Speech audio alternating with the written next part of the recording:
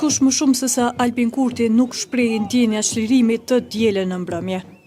Ngutia për t'ju hedhur fort në përqafim Faton Pecit posa zbriti nga xhipi shtetëror para një salle dasmash që ishte caktuar si lokacion i festës së triumfit në Mitrovic, më shumë se sa ndjenjë gëzimi, ngjau si shfryrje e tensionit që e kishte krijuar vetë kryetari i vetëvendosjes për garen në Mitrovic.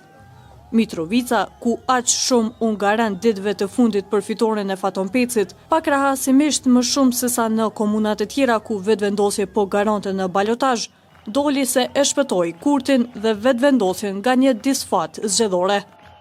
Pa triumfi në Mitrovic, vetëvendosje do të mbetej me vetëm një nga 7 qendrat kryesore të vendit. Kësaj zgjedhjet lokale vendosën baraspeshë pothuajse absolute mes partive kryesore politike.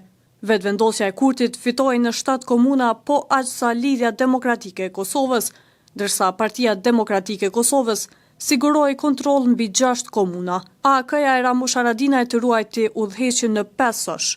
Nisma Socialdemokrate fitoi 1 komunë. Përpos Mitrovicës e Gjilanit, partia në pushtet mbrojti komunat me të cilat udhëhoqi në 4 vitet e fundit. Kamenicën, Podujevën e Shtimen. Si dhe mori për herë të parë në udhëheqje fush Kosove në Obiliqin. LDK-ja fitoi sërish në kryeqendrën e vendit Prishtinën, ashtu sikurse në Pej, Istog, Lipjan, Dragash, Viti e Junik. As PDK-ja nuk i humbi zgjedhjet, por as nuk i fitoi ato. Rezultati i partisë udhëhequr nga Memli Krasniqi u zbe vetëm për shkak të humbjes së Drenasit, një prej bastioneve më të forta të PDK-s. PDK siguroi fitore të rëndësishme në Prizren, atje ku lidershipi i partisë shkoi për festime të dielën pas mbylljes së vendvotimeve. PDK fitoi edhe në Ferizaj, Skanderaj, Vushtri, Kaçanik e Han të Elezit. AK-ja e Ramush Haradinaj nuk bëri asnjë hap mbrapa. Me partinë që ruajti kontrollin mbi të gjitha komunat me të cilat udhëheqte para 4 vitesh, Gjakovën me më të rëndësishmen prej tyre, AK siguroi triumf edhe në Rahovec, Deçan, Suharek e Klin.